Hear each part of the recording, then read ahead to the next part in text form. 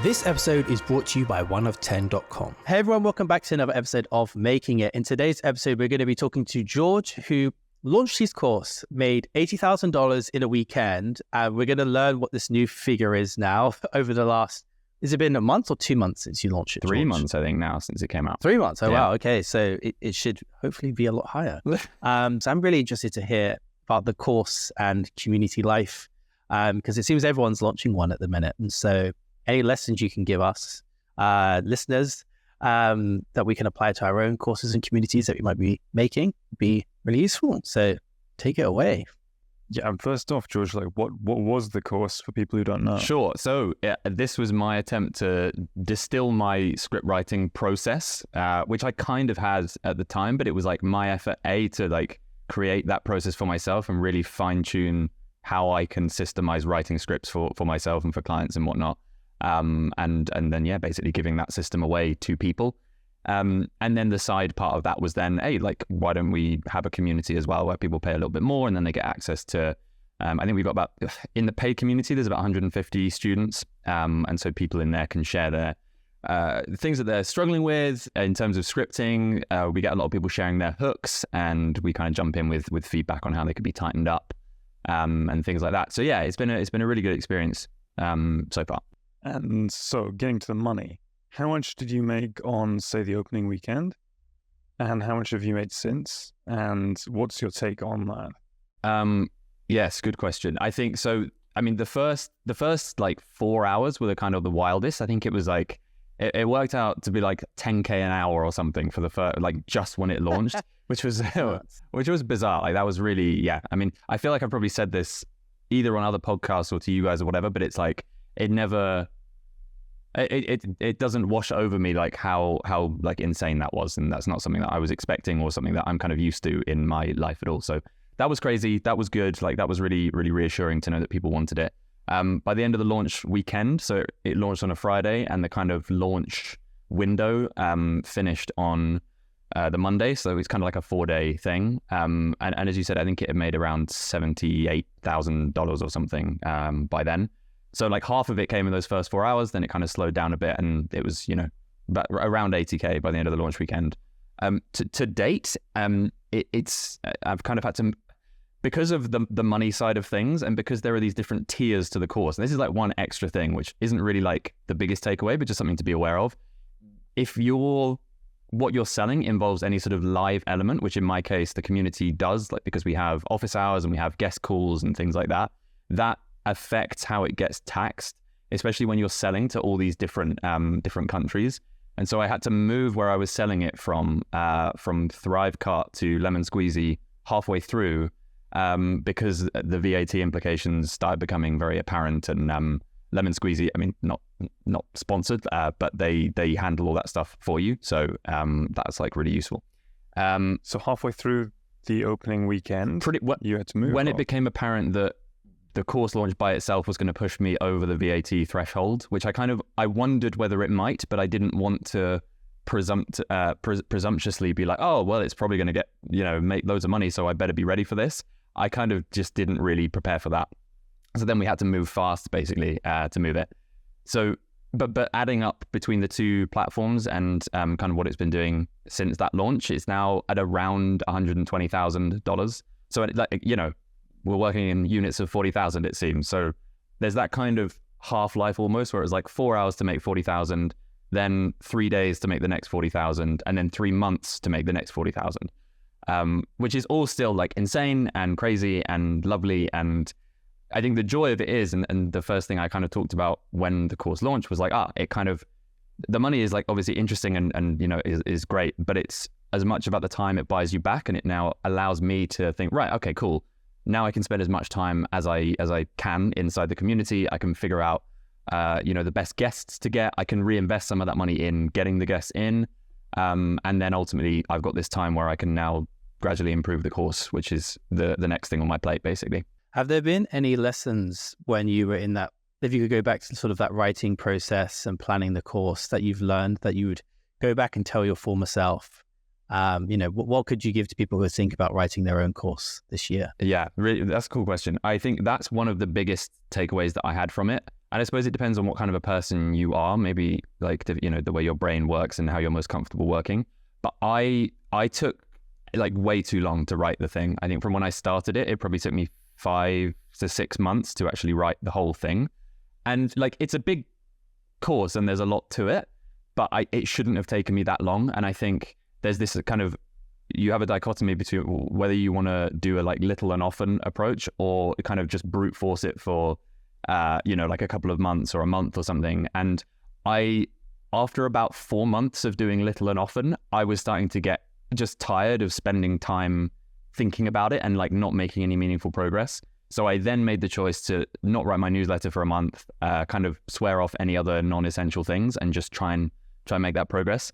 So for me, that's something I wish I'd done sooner. And if you are able to adjust your time to like make meaningful progress quickly, I think that momentum really helps, because there were definitely points in the middle of those 6 months where I started to just lose enthusiasm for it, because, you know, like anything, we just get bored of things, right? When you're working on the same thing for ages. What about the, say, like the ideation process? The thing of, what do I want to make a course about? Who should I be targeting?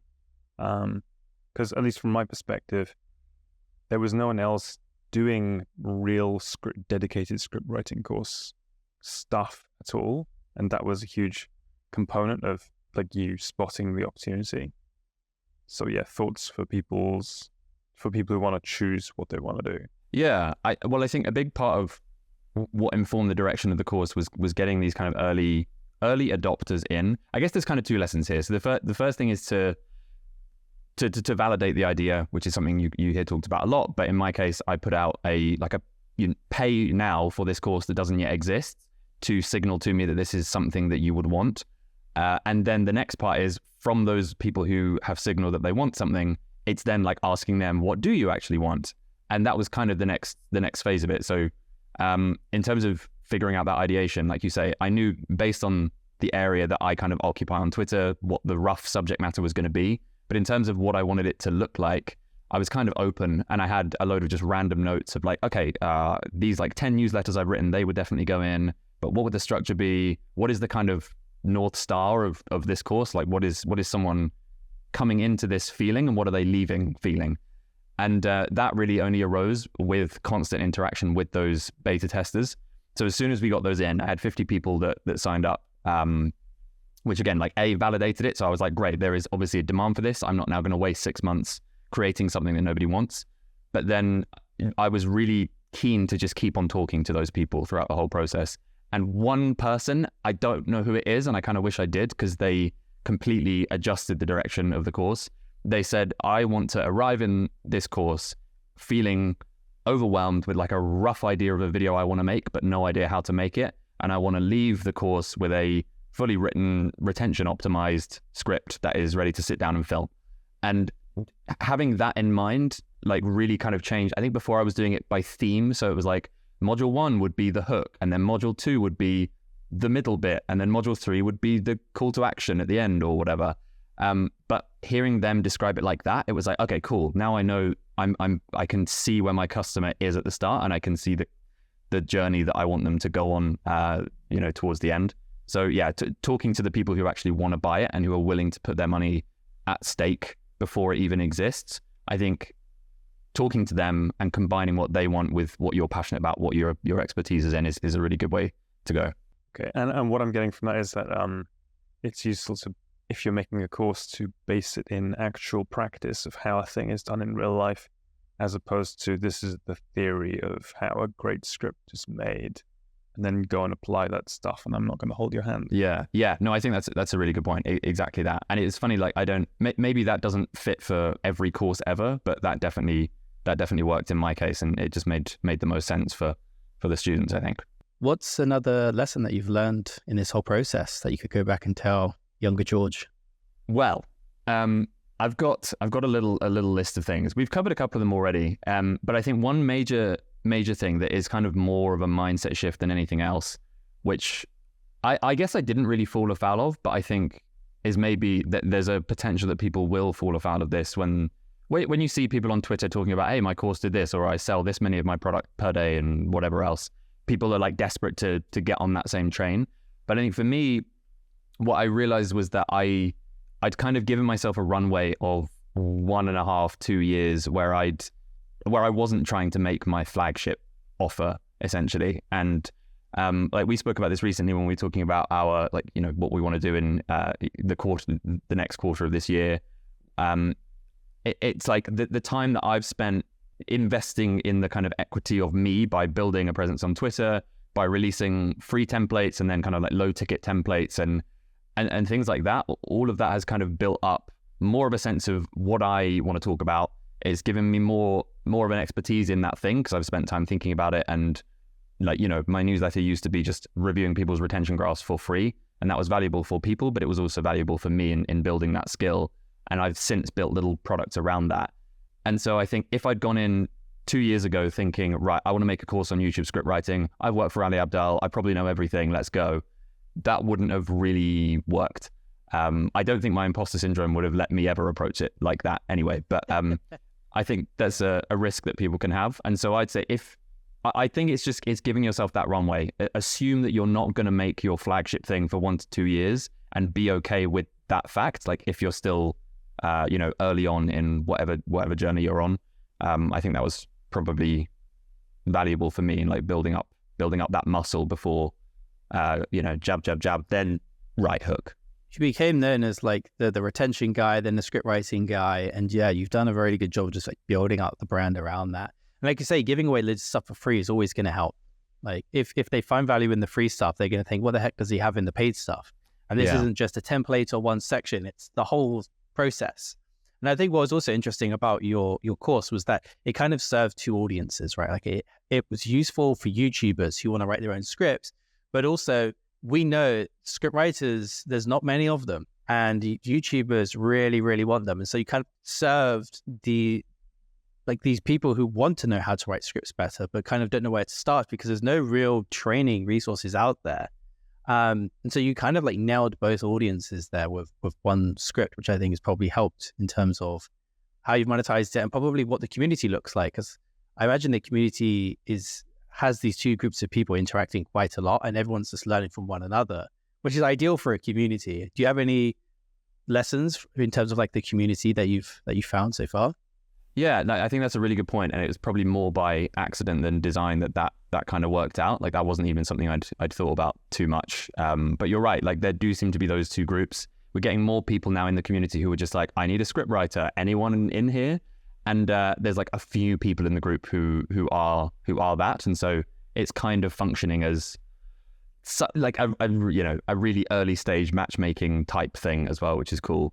But no, in terms of the community itself, I think the only lesson I've really learned, like I'm no expert in communities and I want to build up my skills in this regard. But I think just the lesson from when I was running the agency and I didn't really have as much time to be spending in the community as I would have liked, I felt the engagement kind of going down. And I think if you're a community owner, it's like, it's acknowledging that when you start that up, there's going to be some expectation from people who have bought your product that you're going to be there interacting with them. And so that's my only real goal at the moment is making sure that I reply to everything that's there and I'm proactively showing my presence in there. And like, coming up with fun ways to make it more engaging. Like I now have a thing where the top 5, like with school, which is what I use, people get points based on interaction. And I've set it so that the top 5 most kind of, interacting people in a given month, they all get a free retention graph review, like my newsletter days of old type thing. And so I guess it's just being creative and finding ways to make people feel, valued. So what was the strategic thinking behind including a community aspect to the course? What was the thinking behind that? I think, one thing I spoke about when I talked about closing the agency was that the part of the aim for that was just to try and help more people in one go. And I suppose the community is really an offshoot of that same ambition.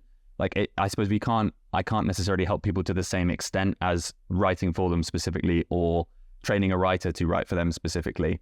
But I just, I don't know. I've just always been curious about how many people actually care about this stuff. How much more could I learn? Because I learned a lot reviewing random people's retention graphs. How much could I learn from creators that I've, maybe never heard of, who I can see what advice they're giving to other people who are maybe in a similar niche.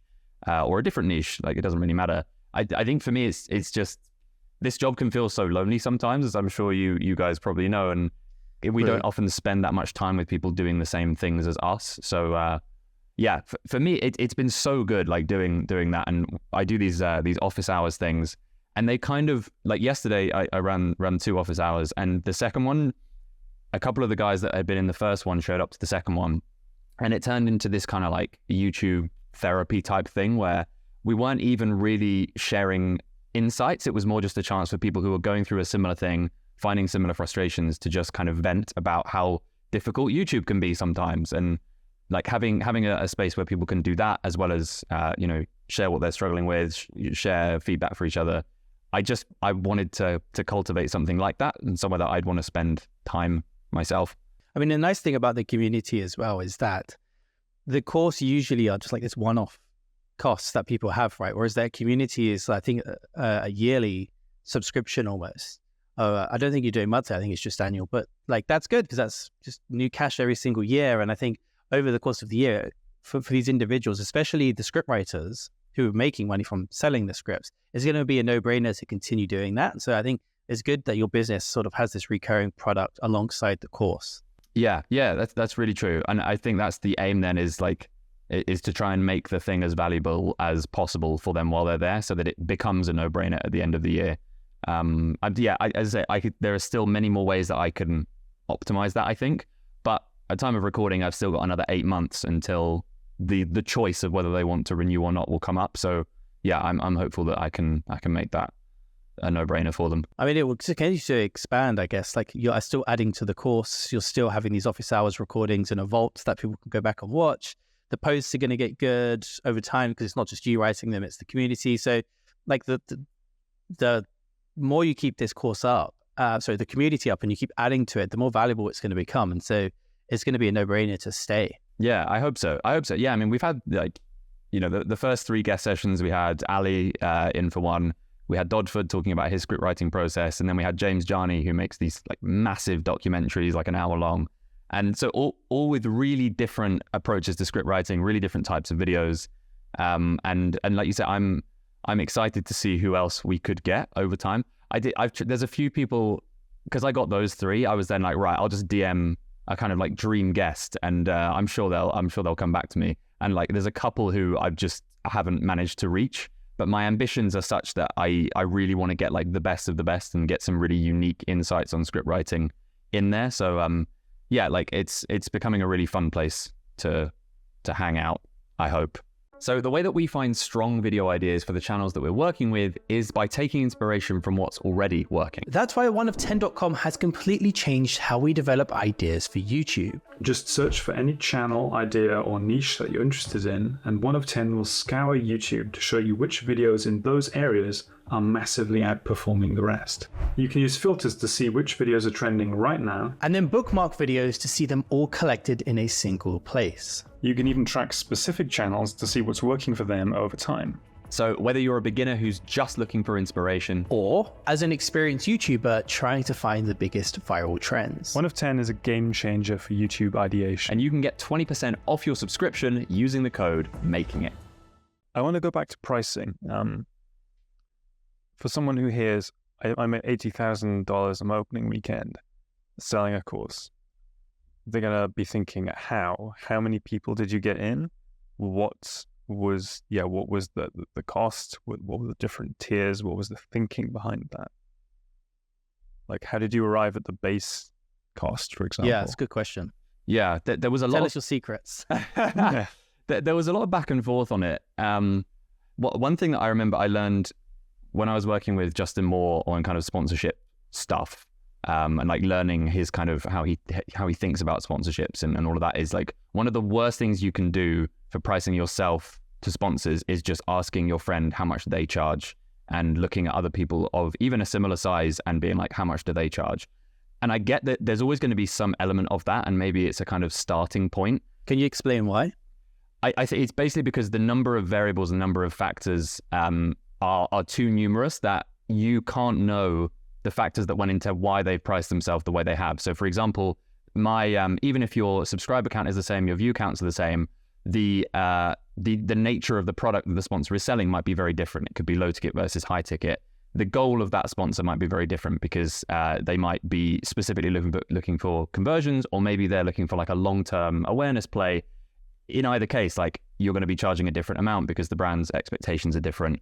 And so when I was pricing the course, I was trying to avoid just looking at what other people charged for similar things. But I found it ended up being like, I arrived at the price I arrived at. I'm trying to even think how I did. But then I'll have to think about that. Maybe I'll come back to that in a sec. But I definitely did do a kind of afterwards test where I was then like, okay, were I to charge this, how much is this course? Like, even I'm not using another course to decide what I'm charging. But if I were to see my course next to this course, now I've arrived at this number, does that feel reasonable? Like, am I offering something that's equivalent value? Or, you know, if this thing is like $1,000, do I feel like what I'm providing is approximately, a third as valuable as that? It was a real kind of minefield to try and figure out. But I think I remember one piece of inspiration was Justin Welsh's, he has his LinkedIn OS, Content OS. I think those courses are like $180, $200 or something.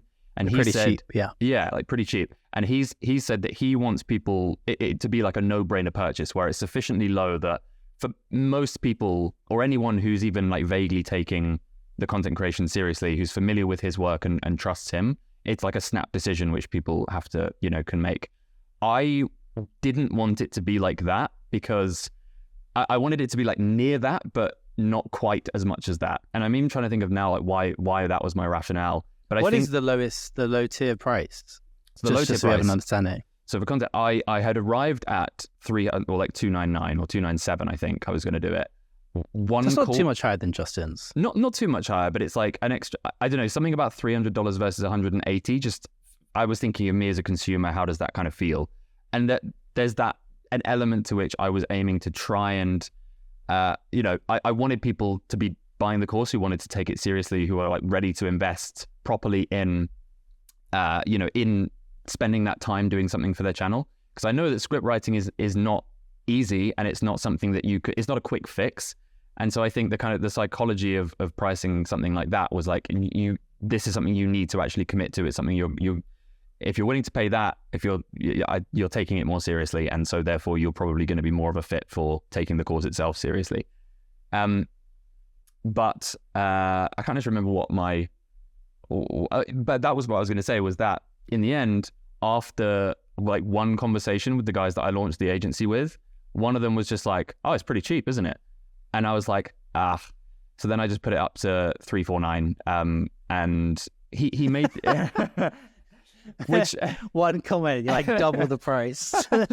So it went up by $50. But I think one thing that he also said, which made me think, was like, there's an element to which you kind of devalue the knowledge that's there. If everyone suddenly knows exactly what this thing is and exactly how you do it, it kind of devalues the knowledge inherently. And so, well, whatever he said, it convinced me. And so that was like a 25% increase on, what was that, 300? No, it was even less than that.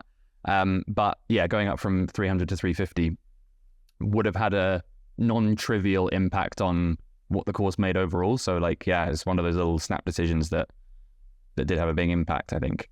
And at this point, were you also planning for the community to be part of it? Yes, yeah, I was. So that's the other thing, is then like, if I price the course at this, how much more valuable does the experience become by turning it into a community? And so that I arrived at $999, basically $1,000. And then the VIP tier, and I've been making some changes on this. And in fact, I know Jamie, I think you mentioned something about the price of this when it came out.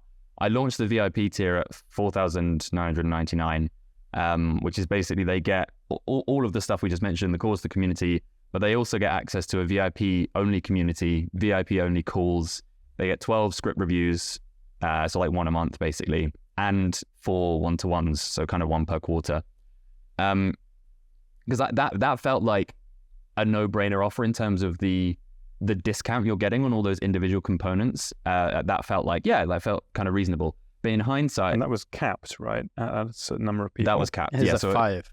exactly, only 5 people. But I think, yeah, Jamie, you pointed out, you were like, that also does seem quite cheap for what's in there. And I think I've in the last few days, like this week even, I've been working on figuring out. So I got this wait list now for that tier because, like you said, there's only 5 slots. There's like 20 people on that wait list. And I'm thinking, right, I know I can't shrink this wait list for at least a year because the people are all in the VIP tier for a year. How can I figure out a way to still help some of these people in the shorter term? And so I've started to create I'm calling it VIP solo. So if you're only interested in the script reviews and the one-to-one calls, I'm offering that, or I'm about to be offering that to, another limited number of students to kind of start moving people through that pipeline. But I've realized that even the value of just that, like if you take away the VIP calls and the VIP Discord, the raw value of the script reviews and the one-to-one calls I should still be charging more than I charged the original VIP tier at 5K for just those things. And so I'm kind of now, in a bit of a rut trying to figure out like, hey, what is the price of this new thing? But yeah, approximately speaking, it's like 5K for a year in the VIP tier, but I think it's about to go up non-trivially, I would say. Yeah, I mean, because if 5K for 12 script reviews and calls, etc., that comes to like somewhere between 400 and 500 per script review, even without even if you don't factor in the cost of calls. That's probably quite a bit below what you'd normally be charging. Yeah, I think I worked out that if you even ignore the value of the VIP group calls and the VIP Discord, the raw cost of doing 12 script reviews and 4 one-to-one calls was something like $9,000, $10,000 or something. So it's like a 50% discount for. And the people who are probably going to be buying those are the ones that have channels that make a lot of money every month and would benefit from all of that time that they spend with you. So it's VIP for a reason. So I think it just makes sense to increase that price. Yeah, I think so.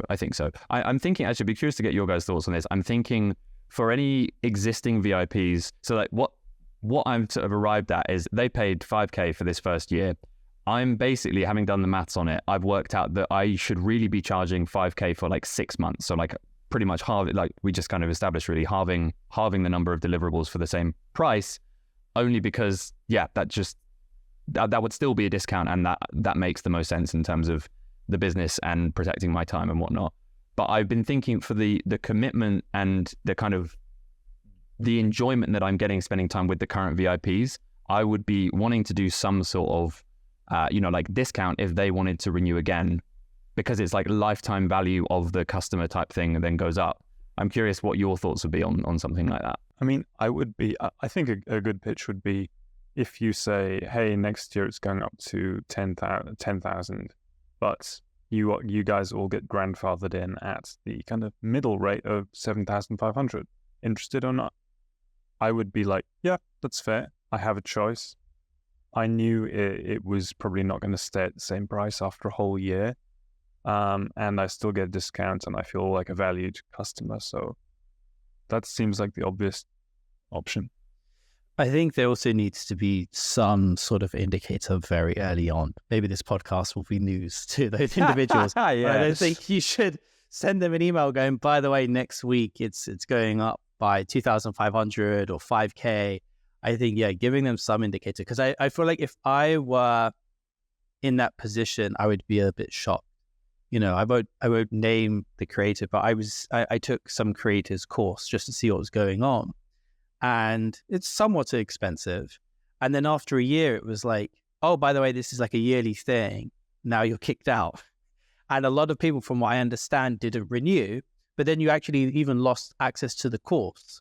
I see. And I felt that was a bit strange. I think if you buy the course, you should get access to the course, but the community, fair enough, you can leave that. But to lose access to both was a bit weird, and it did come out of nowhere. So I think for your customers, because these are people who have paid quite a substantial amount of money, and they've done that quite early on in the process to you. So I do agree with Gwilym, like they should be grandfathered in, given some sort of discount there. But also it depends on like how you feel about it, what you're up to in your business, how much time you have, because, these are the people who believed in you. And so it's probably not the best business acumen to have, but I would feel almost guilty being like, hey, it's going up by 5K. I think I'd want to help them out. But you can't have that forever. Like you can't be having 5K every single year. So I think there's a number of paths that you could go down. But yeah, kind of having that middle ground is probably the best option. Yeah, okay, that's good. That's kind of where I was at. Like I ran the numbers so many times, and I was like, if I raised the price of one thing, I'd be like, oh no, but then I need to, by the ratio, I need to raise the price of this thing, or maybe I should then lower this thing. But then no, now that's too low over here, and yeah, so that's kind of where I arrived. So if you were to go back to George just before he launched this course, like what would you say? Because obviously now with this information, it's very easy to look back and say, well, maybe I should have priced it higher and whatnot. But you kind of had those thoughts early on, but you chose to come lower with that price. How, like, are there any questions that you would ask that George, like you'd give it and say, reflect on this more? Because I think that most people who are listening to this, who might create their own course, are going to have these questions around pricing. They're going to come to the conclusions, and then they might decide, oh, that's too much, that's too little. And they're going to be in exactly the same position that you were. And only once the course has actually been released and they look back, they can make those adjustments. But like, what is it that they can take away from this to kind of really pinpoint how much should I genuinely be pricing this at?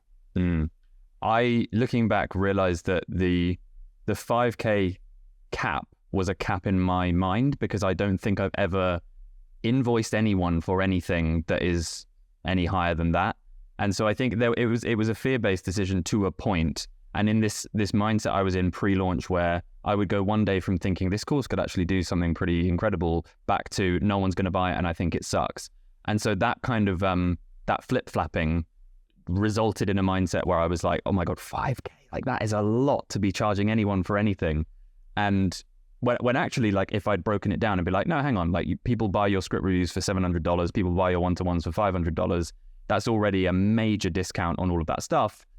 Maybe I would have had the confidence to go slightly higher. So I suppose it's checking in with yourself and thinking, like, am I making a pricing decision based on fear or insecurity or imposter syndrome? But equally, having said that, and the guys who are in my VIP group, will probably be aware of this. It's like I'm still figuring out exactly what the VIP group looks like. And I will sometimes ask them like, hey, I'm thinking of adding an extra person into here, but I'm only going to do that if you think that will make the discussions we have more valuable. I equally don't want to devalue your experience of being here by flooding it with more people. Like, what do you think about that? When it comes to the group calls, I'm like, I'm thinking we could talk about this week, but what would be the most valuable thing for you? Like, please tell me. And so in hindsight, I even though from a purely monetary perspective, I think I've probably undercharged, from that same kind of mindset of like, the people who first bought my course, who signed up before I'd made it, some of them will have paid $99 for a course, and that was for access to the course and the community, which is now $999. So they've paid a tenth of what they should have paid, in quotes.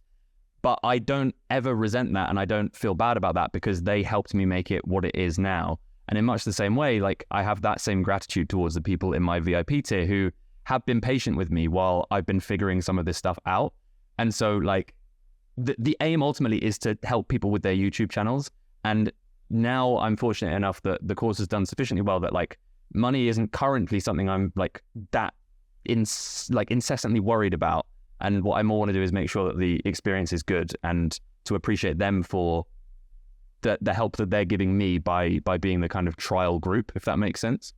So sorry, the takeaway really is like, yeah, do consider whether or not you're making decisions out of fear or insecurity or imposter syndrome. But that is the other side of it as well, is like, you don't need to squeeze every cent out of something if it's going to make you feel bad and it's not going to give the best experience for your customers. So it's a bit of a minefield doing this. Maybe just don't do it at all. Just stay at home. Just don't make a course or a community. Just chill out. Yeah, that's my thought on that, I suppose. I guess it's nice to have some. It's nice to have some slack in that you charge enough that you feel comfortable doing the work, but it's also nice to have the other way around, where you feel like you're not squeezing so hard that you have to turn up to every single thing you do and deliver 100%. Otherwise, people might get upset. Yes, that's a really good point, and I think that's something I've definitely felt on some consulting calls when I've started out with a new person consulting. This is why I kind of went off of just doing one-off consulting, is that I would just really, really, like you say, I would fear every second of that call. I'm like, oh, they're probably not thinking this is valuable enough. Am I giving everything that I could, everything that I should? And so you're right. Yeah, I think that's a really good point to kind of remove that feeling. Is valuable in itself. So George, do you have any final lessons that you think it'd be really useful for us to hear?